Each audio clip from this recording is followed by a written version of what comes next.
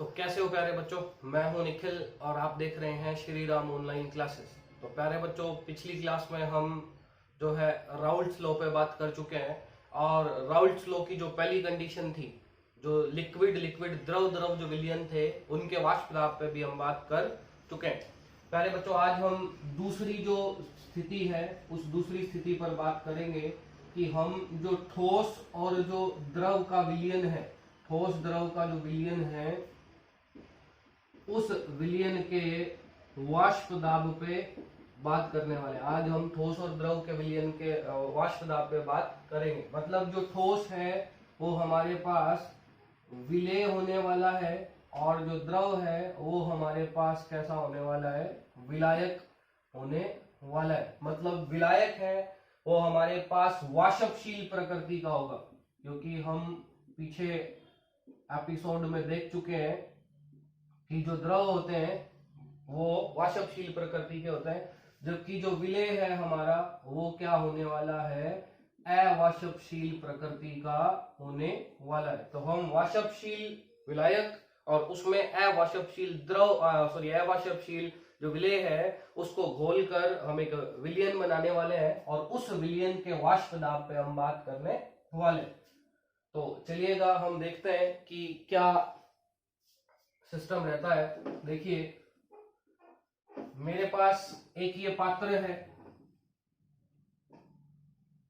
ये एक बंद पात्र है जिसमें मैंने विलायक भर लिया है। वाष्पशील जो विलायक था, द्रव था, वो भर लिया है।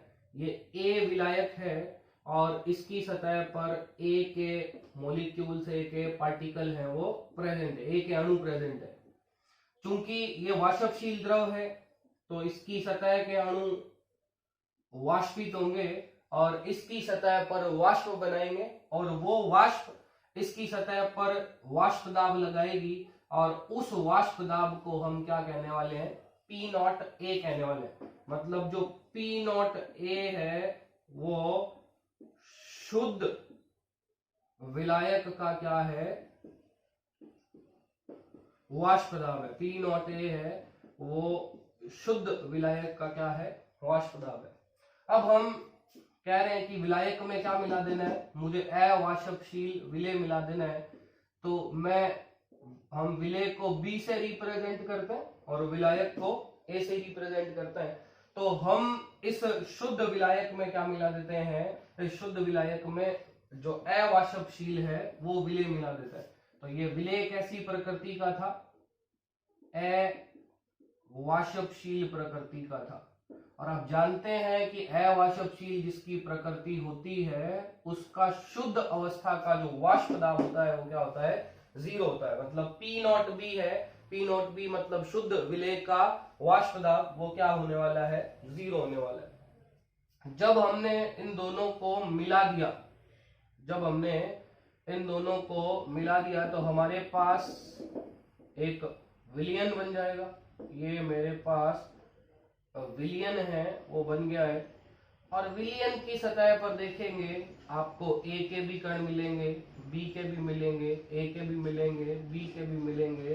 तो सतह पर है वो दोनों ही जो अवयव है इस विलयन के, ए और बी, उन दोनों अवयवों के आपको कण मिलने वाले। तो जरा देखिएगा, ये मेरे पास विलयन है। तो सबसे पहली बात हम ये देखते हैं, या मैं पहली बात आपसे ये पूछना चाहूंगा कि इस विलयन में कौन सा घटक जो है वाष्प दाब बनाएगा। क्या दोनों ही घटक वाष्प दाब बनाएंगे? तो जरा देखिए, ये घटक जो विलेय है वो तो अवाष्पशील है, अवाष्पशील है तो वो वाष्प दाब कहां से बनाएगा, नहीं बनाएगा। मतलब विलयन में केवल और केवल है वो कौन सा घटक वाष्प दाब बनाने वाला है, वो सिर्फ और सिर्फ कौन बनाएगा, विलायक बनाएगा, ए बनाएगा। विलेय का वाष्प दाब में कोई रोल नहीं होने वाला है, क्योंकि विलेय कैसा घटक है, अवाष्पशील घटक है और अवाष्पशील घटक का कोई वाष्प दाब नहीं होता है। तो हमें एक बात ये सीखने को मिल रही है यहाँ से कि जो विलयन है उस विलयन का जो वाष्प दाब होगा वो किसके कारण होगा, सिर्फ और सिर्फ क्या होगा, जो विलायक है उसके कारण होगा। अगर हम विलयन के वाष्प दाब को PS माने तो विलयन का जो वाष्प दाब है तो वो सिर्फ और सिर्फ किसके कारण होने वाला है, वो विलायक के कारण होने वाला है। चलिए दूसरी बात आप मुझे बताइएगा कि विलायक अपनी जो शुद्ध अवस्था में वाष्प दाब बना रहा था, उस शुद्ध अवस्था के वाष्प दाब को P0A कह रहे थे, क्या यहां मैं इसके वाष्प दाब को P0A कह दूं? क्या कह सकते हैं? तो जवाब है बिल्कुल नहीं कह सकते जी, क्योंकि यहाँ विलायक है वो शुद्ध अवस्था में नहीं है, उसमें हमने क्या मिला दिया है, विलय मिला दिया है, तो हम इसको P0A नहीं कह सकते। हम इसे क्या कहते हैं, पिछले एपिसोड में देख चुके हैं, हम इसे क्या कहते हैं, PA कहते हैं। और PA मैं बता चुका हूं, PA क्या होता है कि जो विलयन है उसमें जो A है, जो विलायक है, उसका जो आंशिक वाष्प दाब है वो कहलाता है PA। मतलब PA क्या है, A का आंशिक वाष्प दाब है।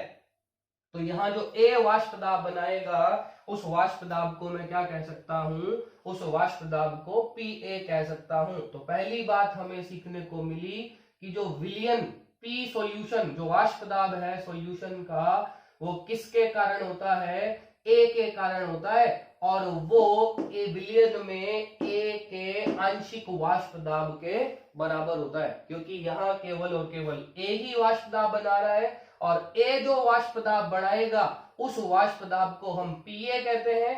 PA क्या है, A का आंशिक वाष्प दाब, और यही वाष्प दाब किसके बराबर होने वाला है, विलयन के वाष्प दाब के बराबर होने वाला है। तो पहली चीज हमें देखने को मिल गई है कि P सॉल्यूशन है वो बराबर होगा किसके, PA के। चलिए दूसरी चीज हम ये देखेंगे, दूसरा जो हमें यहां से ये देखने को मिलेगा कि आप जरा सोचिए कि जो विलायक शुद्ध अवस्था में जितना वाष्प दाब यहां बना रहा था, क्या उतना ही वाष्प दाब यहां बनाएगा? क्या हम ये कह सकते हैं कि P0A बराबर होगा PA के?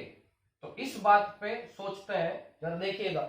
आप एक एग्जांपल लीजिए, आप सोचिए कि मेरे पास एक पात्र है और उस पात्र में मैंने आधा लीटर पानी ले लिया है, और उस आधा लीटर पानी को मैं गर्म कर रहा हूं उस पात्र पर ढक्कन लगा के। तो उस पात्र के अंदर वाष्प बनेंगे, ये मैंने एक कंडीशन सोच ली है, और इसको सोचिए अगर मैं दूसरी इसी कंडीशन पे एक फैक्टर अप्लाई कर दूं कि इस शुद्ध पानी में, शुद्ध विलायक में अगर मैं अवाष्पशील विलय मिला दूं, अगर मैं इस पानी में मिट्टी मिला दूं, मान लो इस आधा लीटर पानी में मैंने 200 ग्राम मिट्टी मिला दी, तो मिट्टी एक अवाष्पशील विलय है, और अब मिट्टी मिलाने से वो पानी नहीं रहेगा, वो कीचड़ बन जाएगा। अब उस कीचड़ को गर्म करेंगे तो क्या शुद्ध पानी के जितनी भाप बना पाएगा वो कीचड़? तो आपका जवाब क्या होगा, नहीं सर, नहीं बना पाएगा। तो हमारे पास यहाँ शुद्ध विलायक था, जब हमने उस विलायक में अवाष्पशील विलय मिला दिया तो क्लियर सी घटना है, क्लियर सी बात है कि यहाँ विलयन अवस्था में A उतना वाष्प दाब नहीं बना पाएगा जितना वो अपनी शुद्ध अवस्था में बना रहा था। चलिए, तो मतलब P0A और PA है वो कभी भी बराबर नहीं होंगे। PA जो विलयन अवस्था में A का जो वाष्प दाब होगा, जो A का यहाँ आंशिक जो वाष्प दाब होगा, वो शुद्ध अवस्था के वाष्प दाब से क्या होने वाला है, कम होने वाला है। तो देखिएगा PA क्या था, PS के बराबर था, मतलब जो विलयन का जो वाष्प दाब है वो हमेशा कम होगा, या एक ही साइन यूज कर सकते हैं, हमेशा कम होगा किससे, शुद्ध विलायक के वाष्प दाब से, क्योंकि विलयन का वाष्प दाब ही क्या था, जो विलायक है उसका विलयन अवस्था में आंशिक वाष्प दाब, और वो हमेशा कम होने वाला है किससे, शुद्ध अवस्था के विलायक के वाष्प दाब से। चलिए इसको लॉजिकली समझते हैं कि ऐसा क्यों हुआ। देखिएगा, जब आप शुद्ध विलायक पर नजर डालेंगे तो शुद्ध विलायक की सतह पर सारे के सारे मॉलिक्यूल हैं वो A के हैं, जबकि विलयन पर नजर डालेंगे तो विलयन में सारे मॉलिक्यूल A के नहीं है, कुछ मॉलिक्यूल A के हैं तो कुछ मॉलिक्यूल क्या है, B के हैं। और वाष्प दाब मैं पिछले एपिसोड में आपको बता चुका हूं कि एक सतही घटना है। सतह से जितने मोलिक्यूल ज्यादा वाष्पित होंगे वाष्प दाब उतना ही ज्यादा होगा। यहाँ सारी सतह के मोलिक्यूल हैं वो वाष्पशील है, यहाँ सारी सतह वाष्प बनाएगी और यहाँ का वाष्प दाब ज्यादा होगा। जबकि यहाँ आप देखेंगे कि जो बी है वो ए के अणुओं को नीचे की तरफ धकेल दिया है। जो सतह पर ए थे, सतह पर जो यहाँ पहले ए के अणु थे, यहाँ पहले ए के अणु थे, लेकिन जब हमने बी को मिलाया तो उन ए के अणुओं को बी ने नीचे की तरफ धकेल दिया है और ऊपर खुद जगह बना ली है। तो आप यहाँ देख सकते हैं कि सारी सतह है वो वाष्पशील नहीं है। सतह का कुछ हिस्सा, वो कुछ हिस्सा कौन सा है? वो कुछ हिस्सा है ए, वही ए ही वाष्प बना रहा है, बी का वाष्प बनाने में कोई रोल नहीं है। तो यहाँ हम देख सकते हैं कि यहाँ सारी सतह वाष्प बना रही थी, मतलब शुद्ध विलायक का जो वाष्प दाब था वो ज्यादा होगा। यहाँ कुछ ही सतह है वो वाष्पित हो रही है, कुछ ही सतह के अणु है वो वाष्पित हो रहे हैं, मतलब यहाँ से जो वाष्प दाब बनेगा पी ए, जो कि किसका वाष्प दाब है, उसी को हम क्या देते हैं? विलयन का वाष्प दाब। वही विलयन का वाष्प दाब कम होने वाला है किससे? शुद्ध विलायक के वाष्प दाब से।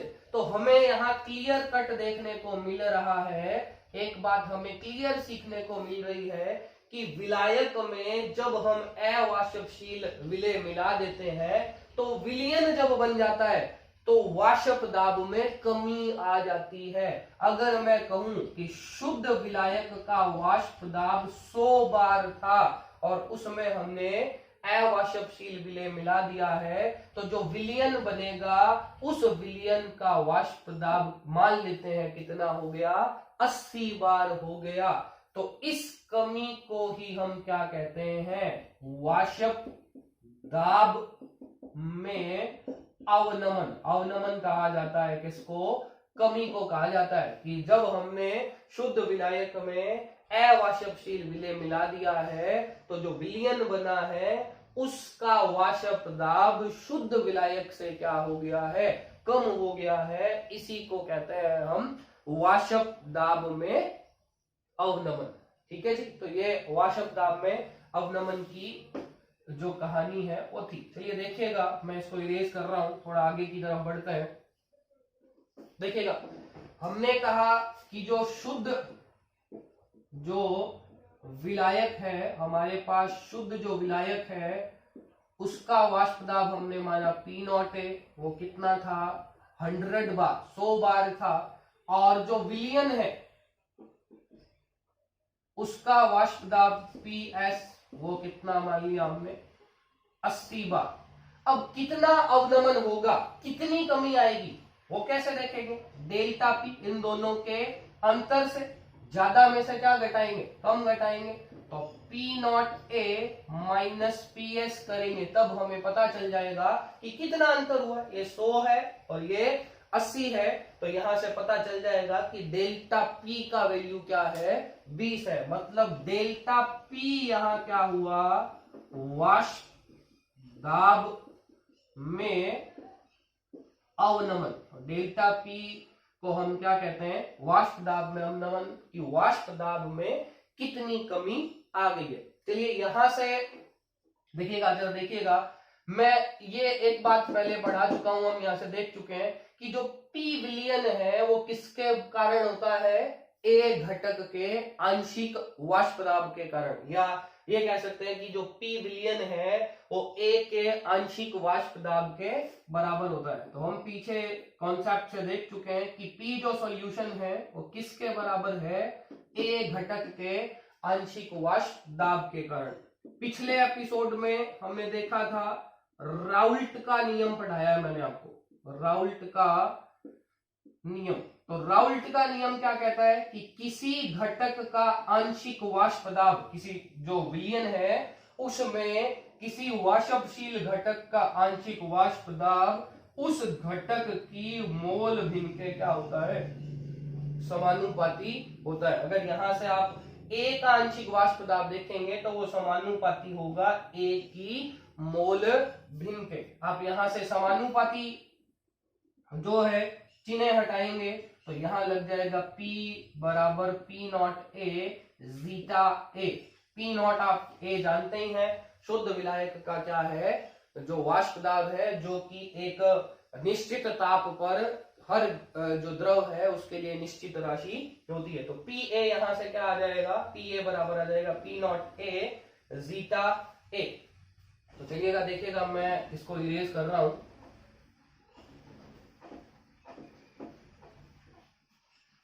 यहां से देखिएगा मेरे पास अगर ये इक्वेशन 1 हो और ये इक्वेशन 2 हो, तो इक्वेशन 2 से अगर मैं पी ए का वैल्यू यहां रख दूं तो आप देखेंगे पी एस बराबर क्या आ जाएगा, पी नॉट ए एक्स, पी नॉट ए जीटा, ये आ जाएगा आपके पास। अगर आप देखिएगा जो है पी नॉट ए को इधर ले आए अपन, पी नॉट इसके अपॉन में लें, पी नॉट ए बराबर आ जाना है जीटा ए। चूंकि हम पहले पढ़ चुके हैं, जब मैंने आपको मोल भिन्न पढ़ाया था, किसी भी विलयन के अंदर जो मोल भिन्न होती हैं, जितने भी घटक होते हैं, उनकी मोल भिन्नों का जो योग होता है वो क्या होता है, एक होता है। तो आप यहां से देखेंगे मेरे पास जीटा ए बराबर क्या आने वाला है, 1 माइनस जीटा बी। तो क्या मैं जीटा ए की वैल्यू रख दूं यहाँ, तो आप जीटा ए की वैल्यू रखेंगे तो देखिएगा ये वैल्यू आएगी आपके पास 1 minus x b, sorry zeta b. तो p solution upon p naught a बराबर आ जाएगा 1 माइनस जीटा बी। चलिए थोड़ा सा इसको और करेक्शन कर लेते हैं। मैं अगर इस पूरी टर्म को उधर लेके जाऊं, ये वाली पूरी टर्म उधर लेके उधर शिफ्ट कर लूं और ये वाली टर्म इधर शिफ्ट कर लूं, तो जीटा बी प्लस का हो जाएगा अगर ये इधर लेके आते हैं तो, और ये हो जाएगा 1 minus P S upon p naught ए। अगर मैंने इनको ट्रांसफर कर लिया है, अगर मैं इनको ट्रांसफर कर लेता हूं तो ये वाली टर्म उधर जाएगी तो 1 में से माइनस हो जाएगी, और जीटा भी इधर आएगा तो क्या हो जाएगा, प्लस हो जाएगा। अगर आप एलसीएम लेते हैं तो एलसीएम आएगा क्या, पी नॉट ए, यहां आ जाएगा पी नॉट ए माइनस पी एस बराबर आने वाला है क्या आपके पास, जीटा बी। तो देखिएगा मैं इधर कर रहा हूं, उधर बोर्ड पे जगह नहीं है, इधर कर देता हूं मैं। देखिएगा पी नॉट ए माइनस पी एस, आप नजर डालेंगे पी नॉट ए माइनस पी एस को क्या कहते हैं, डेल्टा पी अपॉन में क्या आने वाला है, अपॉन में क्या आने वाला है आपके पास, अपॉन में आने वाला है पी नॉट ए बराबर क्या होने वाला है, जीटा बी। देखिएगा यहां से क्या मिला, डेल्टा पी क्या था, वाष्प दाब में अवनमन, लेकिन जब हम इसको पी नॉट ए से डिवाइड कर देते हैं तो इसको एक स्पेशल टर्म देते हैं, वाष्प दाब में आपेक्षिक अवनमन। इन दोनों के अनुपात को हम एक स्पेशल नाम देते हैं, वो क्या है, वाष्प दाब में आपेक्षिक अवनमन। देखिएगा इसका मतलब क्या है, डेल्टा पी, यहां से देखिएगा डेल्टा पी 100 माइनस 80, मतलब डेल्टा पी कितना था, 20 था, 100 माइनस 80, डेल्टा पी कितना था, 20 अपॉन पी नॉट ए कितना था, 100 बराबर क्या होगा, जीटा बी। देखिएगा अपेक्षिक का मतलब क्या है कि हमारे पास अगर शुद्ध विलायक का वाष्प दाब कितना है, 100 है, तो 100 के सापेक्ष विलयन के वाष्प दाब में कमी कितनी आएगी, 20 की कमी आ जाएगी। मतलब अगर आप शुरू में 100 लोगे और शुरू में जो विलायक लिया है आपने उसका वाष्प दाब अगर 100 लेते हैं तो 100 पर कितने की कमी आएगी, 100 पर कितने की कमी आएगी, कितने की कमी आ जाएगी, 20 की कमी आ जाएगी। मैं कहूं अगर आप 50 लेते तो 50 पे कितने की कमी आ जाएगी, 10 की कमी आ जाएगी। इसी को कहते हैं हम आपेक्षिक अवनमन। तो इस टर्म को एक स्पेशल नाम दिया है जिसको कहते हैं वाष्प दाब में आपेक्षिक अवनमन। और ये वाष्प दाब में आपेक्षिक अवनमन किसके बराबर नजर आ रहा है, जीटा बी। जीटा बी क्या था, अवाष्पशील विलेय की मोल भिन्न, मतलब वाष्प दाब में आपेक्षिक अवनमन जो है वो किसके बराबर है, अवाष्पशील विलेय की मोल भिन्न के बराबर है। मतलब कहने का मतलब क्या है कि जितना हम विलायक में अवाष्पशील विलेय मिलाएंगे वाष्प दाब में उतनी कमी आती चली जाएगी। जैसे आपने एग्जांपल लिया था आधे लीटर पानी का, तो आधे लीटर पानी में अगर आपने 100 ग्राम मिट्टी डाली है तो वाष्प दाब में कमी है वो कम आएगी क्योंकि कीचड़ ज्यादा गाढ़ा नहीं होगा।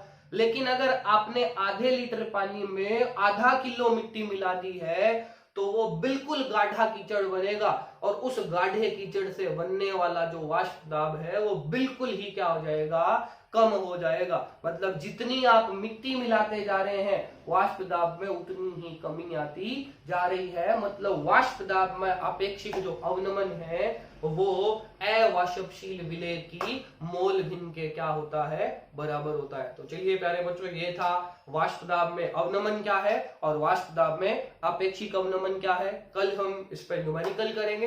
अब जो अपना अगला एपिसोड रहेगा, तो आप लगातार वीडियोस देखते रहिए और घर रहिए, सुरक्षित रहिए। धन्यवाद।